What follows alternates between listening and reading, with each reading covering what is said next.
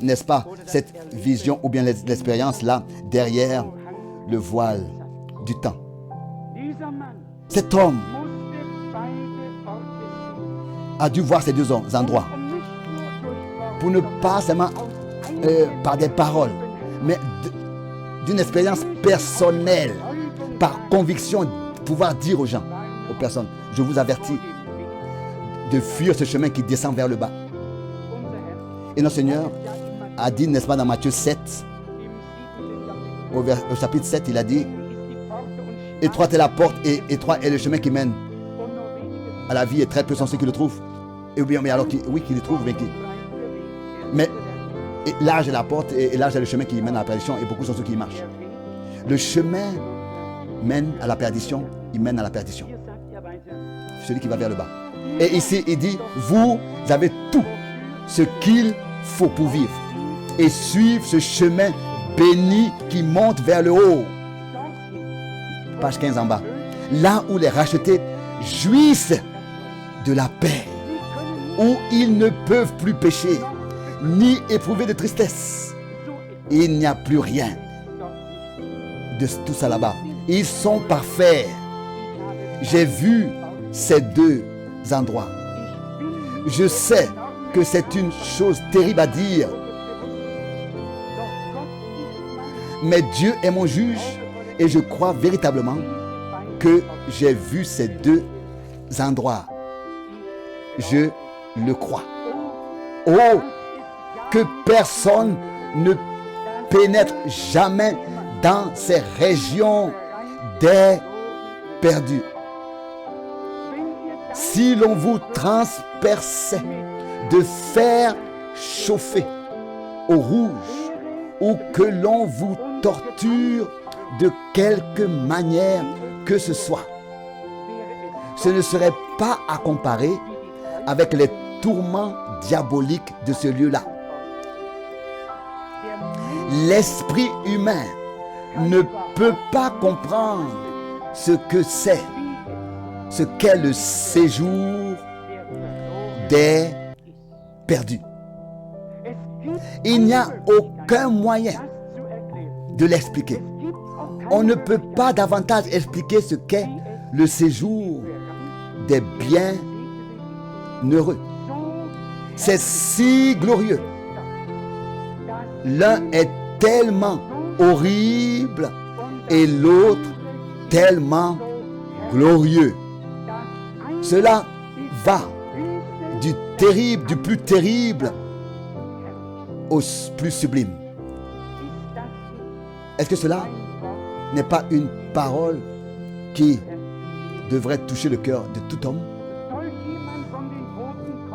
Est-ce que quelqu'un devrait venir ressusciter des morts pour nous dire comment est-ce que c'est là-bas ou bien là-bas? Il est écrit, notre Seigneur, dans Luc 16, a dit, mais ils ont Abraham et les prophètes, qu'ils puissent les écouter. Et s'ils ne les écoutent pas, ils n'écouteront pas non plus si quelqu'un ressuscite des morts pour leur rendre témoignage. Qui peut écouter? L'homme à qui Dieu ouvre le cœur. Beaucoup écoutent l'évangile avec leurs oreilles naturelles et ne le lisent pas avec la foi dans leur âme.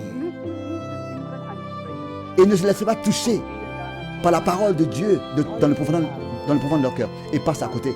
Aujourd'hui, Dieu fait à tous les hommes, la plus grande offre qu'il peut faire.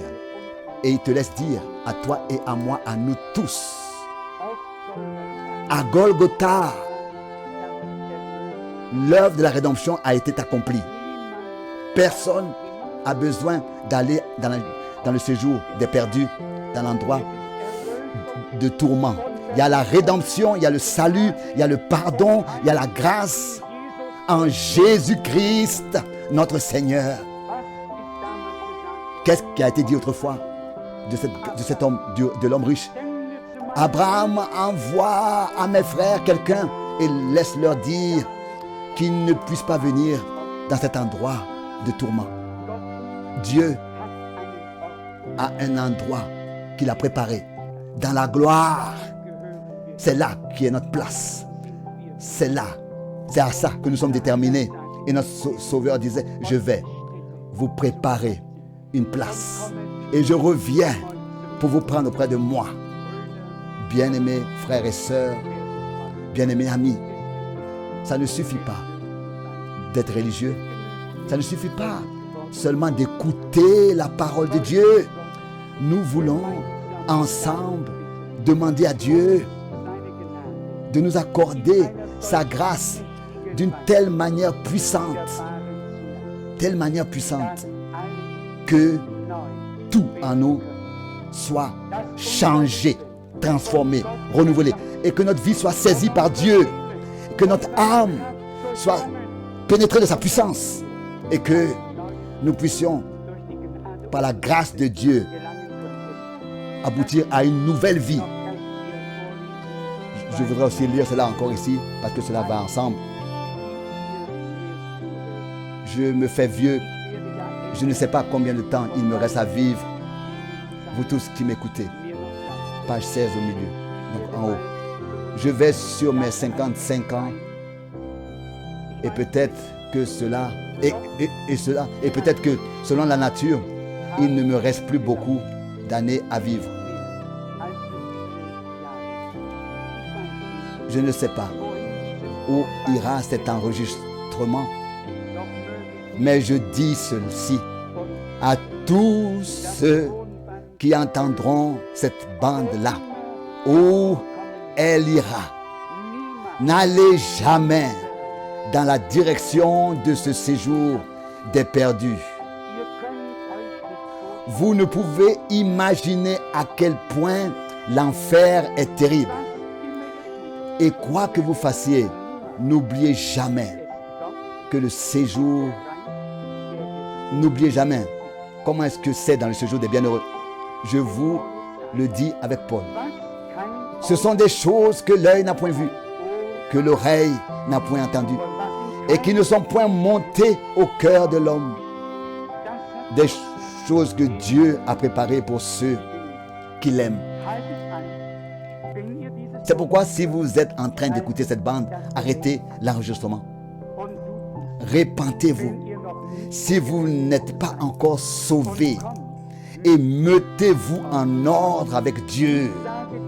Je dis cela par expérience personnelle, directe, que j'avais eue, comme je le crois de tout mon cœur. Nous ressentons le sérieux dans ces paroles.